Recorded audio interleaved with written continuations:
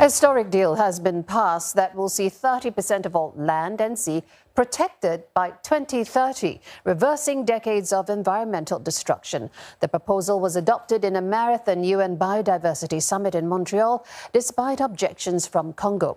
It was pushing for greater funding for developing countries.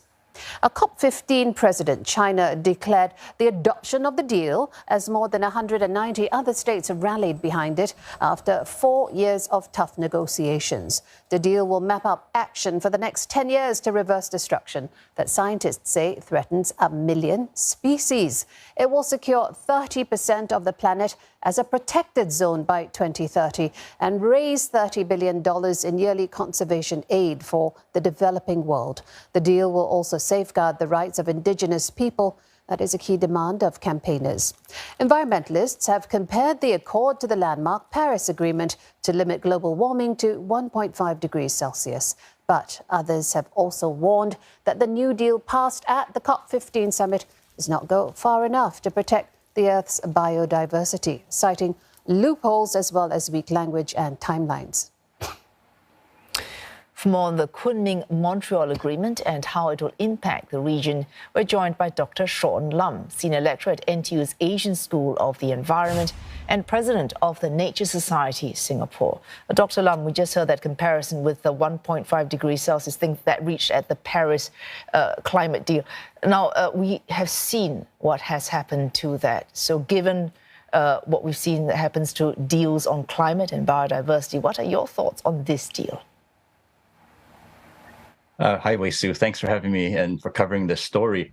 I think this, unfortunately, it's been a tale of continuing declines for the Earth's biodiversity and the ecosystems that support them, despite previous agreements to halt this decline. However, people have been talking really in the lead up to this COP15 about bending the curve and making sure that we have these targets that will allow us to monitor and really make some pretty strong provisions for financing and monitoring and collecting data on biodiversity. So I am guardedly optimistic, as I think most people in the environment community are. All right, given that you're optimistic, not all countries might agree with you, and not all were on board with the deal. Observers, in fact, have even criticized what they call the weaker than hoped language. How do you think this is going to impact these very specific goals that you said apparently were set?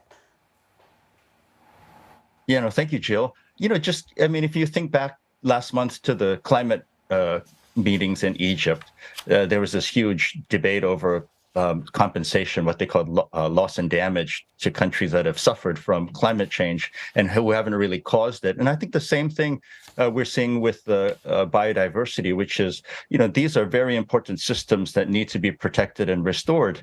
And yet it's really the global South who really need funding, who will pay for it. Who will help, especially, I think the argument goes that the global North has really benefited from the exploitation of the South. And so I think we need a bit more equitable system, but at least there is a framework for both government and private sector to make available $200 billion annually and even more that will go directly from global North to South. So important specifics need to be sorted out. But I think there's this agreement that this has to be done. It has to be inclusive. It has to be equitable. Well, Dr. Lum, you ask for greater specifics, for example, on the $200 billion per year for initiatives from both public and private sectors. Now, you can be as specific as you like. If no one comes up with the money, there's no punitive action anyway. So what's the point of any kind of deal, any kind of target, and any kind of specificity?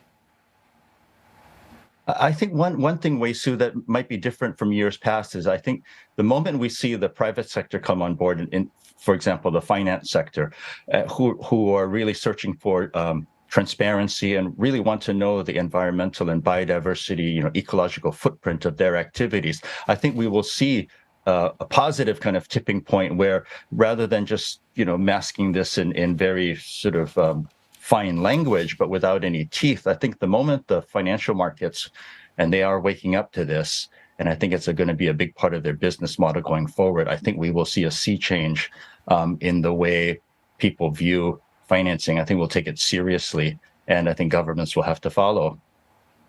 What in the agreement should Singapore and Southeast Asia be interested in? And also, how does this region, as you said, the South, contribute to efforts, given that they have one of the richest ecosystems in the world?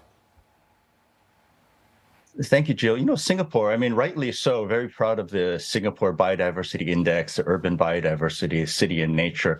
But I do, and I think that's what much of our official communication has been. But if you look at Singapore and all the capacity it has, whether in technology, education, finance, communication, in all these different areas, I think Singapore could really be a hub working with regional governments. I mean, if you think about what Southeast Asia has, the world's richest coral reefs, wetlands, mangroves, peatlands, all of these things that not only have biodiversity, but are so important for regulating the planet and providing livelihoods for hundreds of millions of people. I think there's a lot at stake, and Singapore can, and I think will be a big player in this.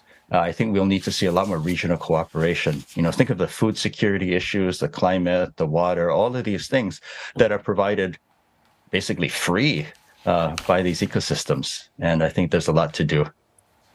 Thanks so much for joining us this evening, Dr. Shawn Lum from NTU's Asian School of the Environment and Nature Society, Singapore.